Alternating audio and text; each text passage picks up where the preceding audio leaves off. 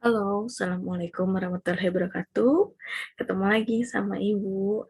Nah, untuk video kali ini kita akan mempelajari bab mengenai klasifikasi. Oke, sebelum kita mempelajari, Ibu ingin sedikit bercerita dahulu. Jadi, zaman dahulu memang klasifikasi ini sudah dilakukan. Namun, klasifikasi yang dilakukan atau pengelompokan yang dilakukan itu sangat sederhana. Contoh pada zaman dahulu mengklasifikasikan antara hewan dan tumbuhan berdasarkan persamaan atau misalnya berdasarkan alat gerak atau berdasarkan tinggi, berat, besar seperti itu ya. Nah, karena zaman semakin berkembang, maka sistem klasifikasi ini terus semakin dilakukan kepada makhluk hidup secara mendetail dan terperinci. Oleh sebab itu, maka disimak ya videonya. Ya, nah di sini ada pengertian mengenai klasifikasi. Klasifikasi makhluk hidup adalah pengelompokan makhluk hidup yang mempunyai ciri dan sifat yang sama, dimasukkan ke dalam satu kelompok. Dan bila dalam persamaan ditemukan perbedaan ciri dan sifat, maka dipisahkan lagi ke dalam kelompok lain yang lebih kecil, sehingga akan diperoleh kelompok-kelompok makhluk hidup dengan jenjang yang berbeda. Ilmu yang mempelajari tentang klasifikasi ini disebut taksonomi. Nah, adapun manfaat mempelajari klasifikasi makhluk hidup itu yang pertama adalah untuk penelitian lebih lanjut sehingga makhluk hidup telah dikenal melalui klasifikasi dan dapat dimanfaatkan. Maksudnya adalah setelah dilakukan identifikasi terhadap makhluk hidup tersebut dan dikelompokkan, sehingga bisa kita ketahui peranannya atau manfaatnya untuk kehidupan manusia. Lalu yang kedua, untuk menjaga agar dapat melestarikan keanekaragaman hayati di masa mendatang. Nah, ini sangat penting ya, karena ini sangat berguna untuk generasi-generasi selanjutnya setelah kalian ataupun generasi di masa depan nanti. Jadi, bisa mengenal mengenai tumbuhan dan hewan eh, di masa ke masa. Lalu yang ketiga adalah untuk mengetahui hubungan antar organisasi satu dengan yang lainnya. Nah, ini untuk mengetahui bagaimana hubungan kekerabatan antara makhluk hidup tersebut yang diidentifikasi. Lalu ada lagi nih manfaatnya, yaitu untuk memberi nama makhluk hidup yang belum mempunyai nama. Karena yang Ibu ketahui ada 8,7 juta makhluk hidup di bumi ini dan hanya baru 1,8 juta yang baru teridentifikasi ciri-ciri atau dapat diklasifikasikan. Jadi sisanya masih banyak ya. Nah, mungkin di antara kalian bisa menjadi penemu eh, nama hewan yang belum diberi namanya.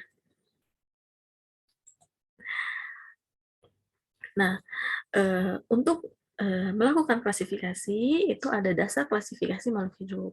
Itu dasarnya ada beberapa. Itu dengan dasar persamaan antara makhluk hidup yang diidentifikasi, ciri morfologi dan anatomi, ciri biokimia, manfaat, dan perbedaan.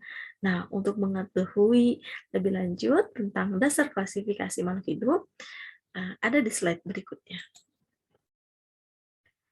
Oke, nah di slide ini yaitu tentang macam klasifikasi masih berhubungan dengan dasar klasifikasi yang tadi ya. Oke, macam klasifikasi ini ada 3 jenis. Yang pertama yaitu sistem alami atau natural. Nah, sistem alami atau natural ini diciptakan oleh Theopardus pada tahun 370 sebelum Masehi sampai 285 sebelum Masehi. Salah satu murid Aristoteles. Berdasarkan persamaan ciri morfologi yang mudah dilihat, yaitu alat reproduksi, habitat, perawakan. Misal nih, tumbuhan dibagi menjadi 4 kelompok. Pohon, semak, perdu, dan herba. Nah, ini dilihat dari ini ya, tinggi pohonnya, seperti itu.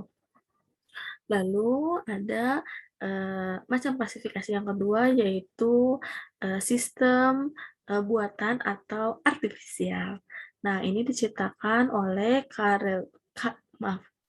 Carolus Linnaeus pada tahun 1707 sampai 1778. Ilmuwan Swedia dikenal sebagai bapak klasifikasi. Berdasarkan pengaruhnya terhadap manusia, misal beracun atau berguna.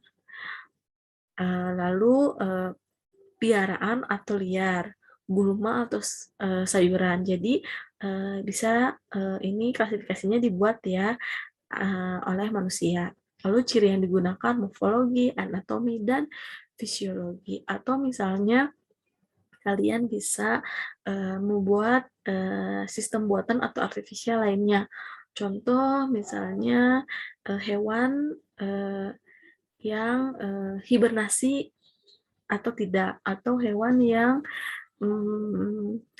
dia tidur di malam hari atau di siang hari, seperti itu ya. Jadi banyak sekali bagaimana cara mengklasifikasikan makhluk hidup.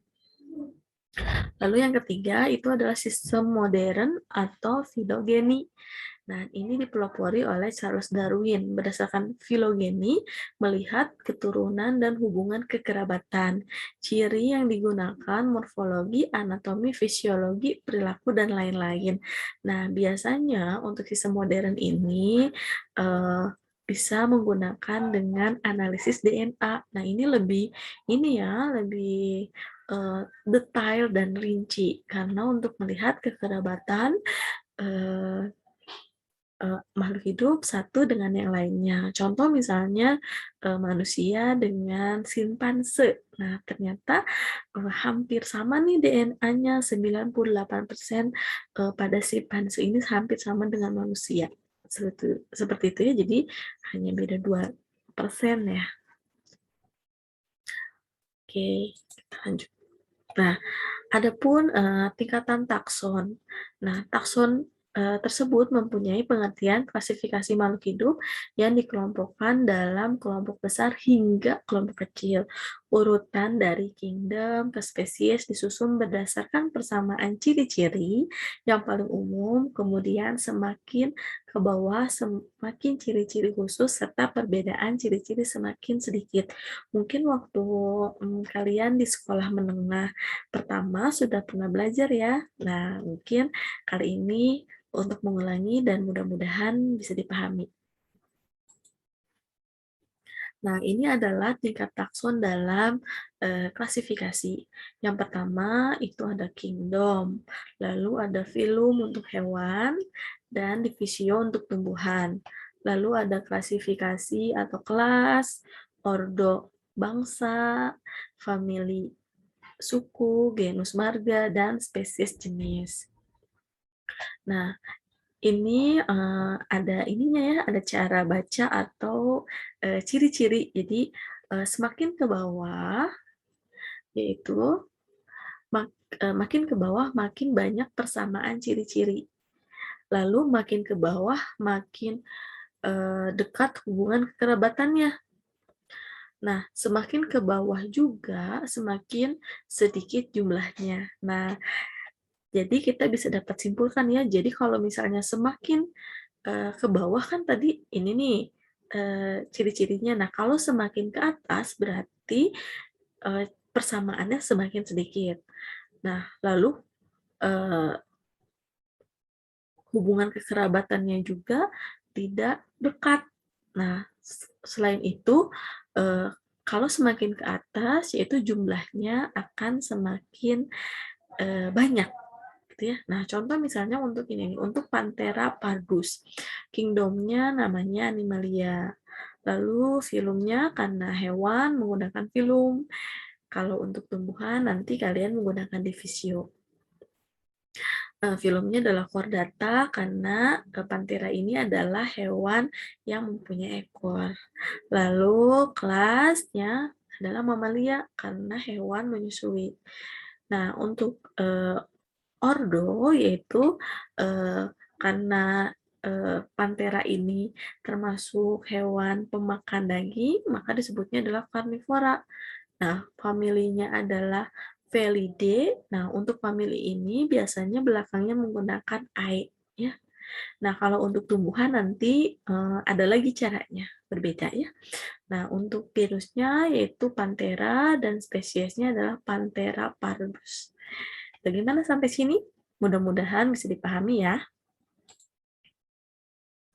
Nah, setelah kita mempelajari tentang takson, nah sekarang kita akan mempelajari tentang tata nama makhluk hidup.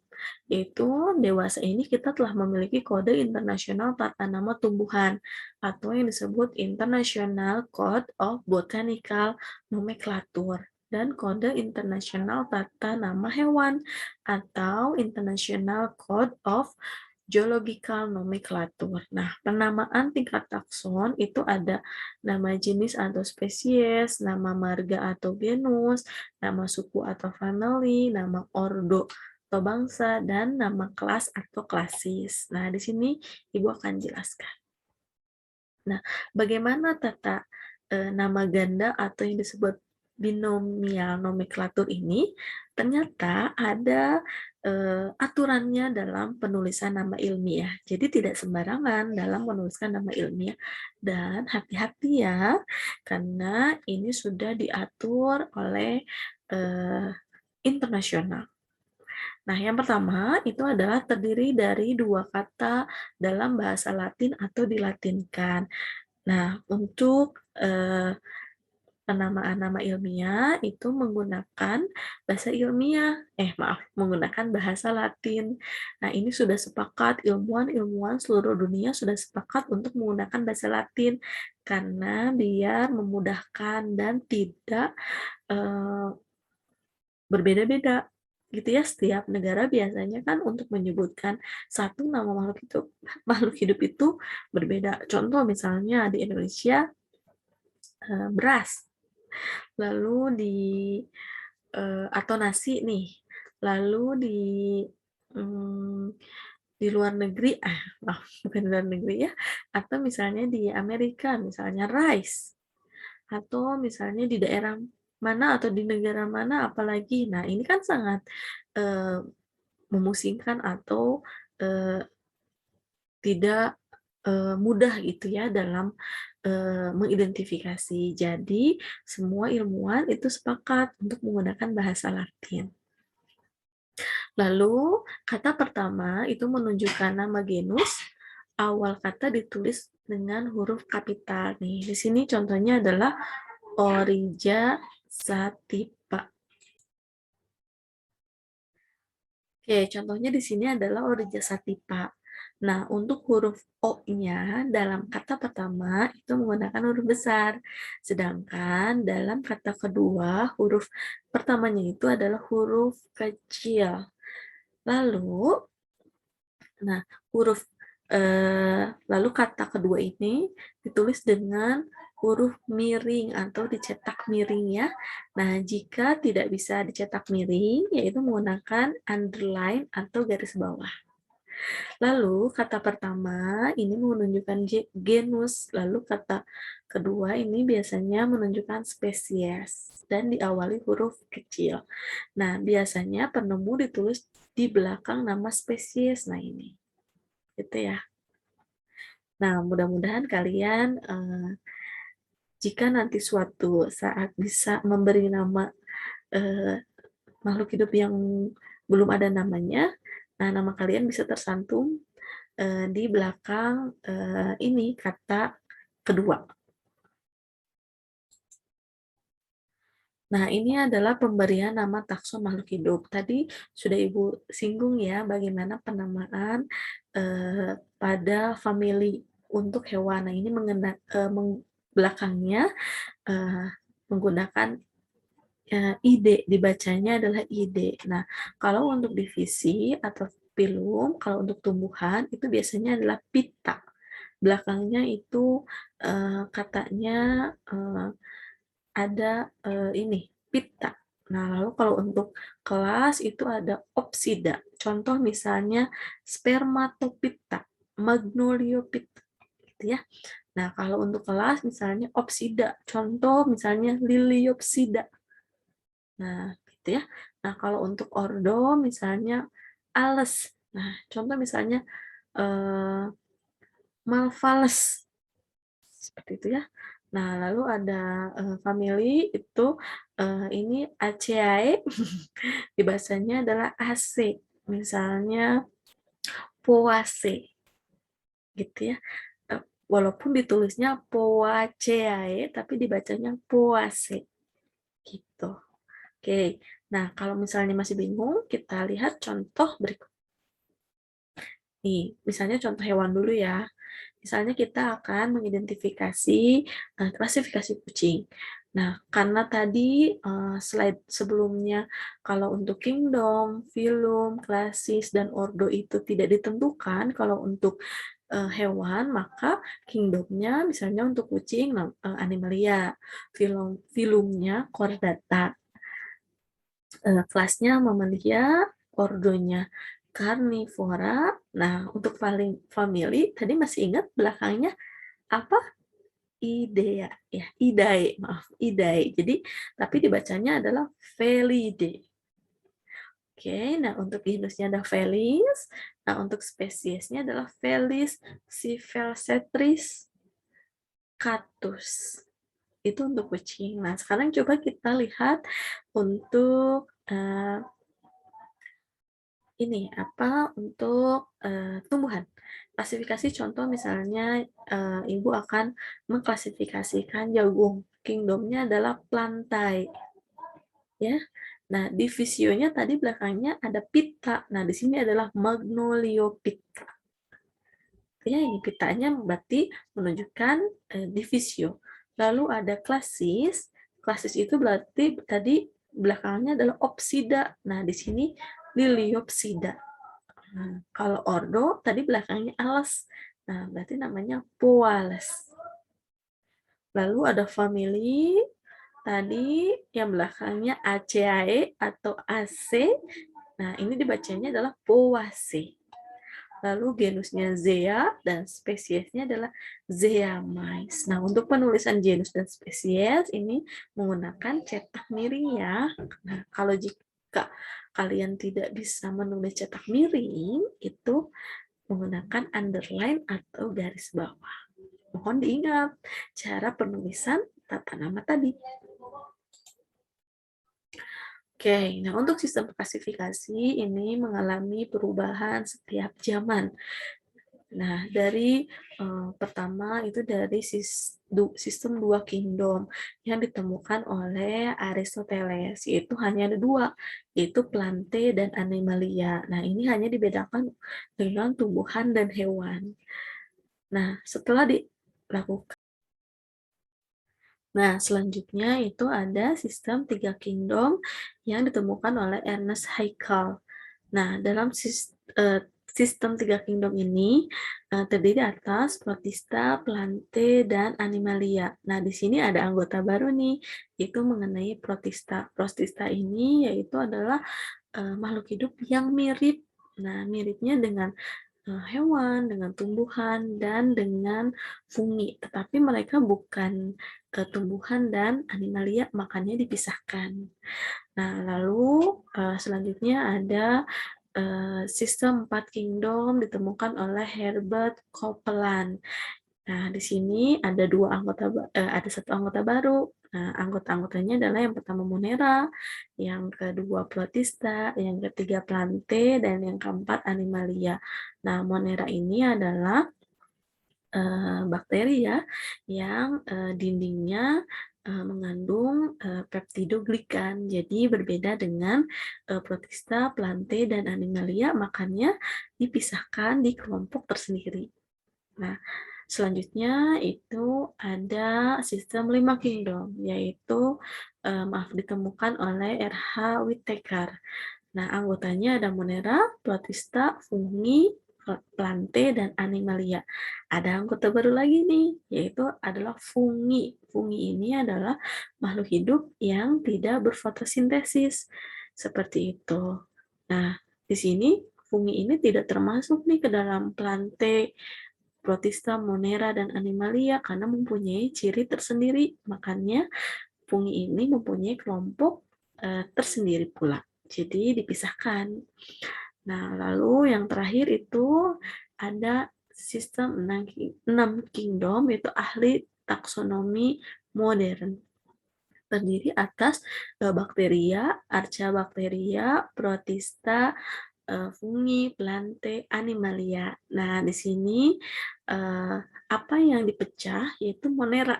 Nah, karena kan sebelumnya di sistem 5 kingdom ada Monera. Nah, tapi di sistem 6 kingdom ini tidak ada Monera. Nah, Monera ini ternyata setelah diidentifikasi ini ada anggota-anggotanya memiliki ciri-ciri yang eh, berbeda, makanya dipisahkan Eubacteria dan Archabacteria.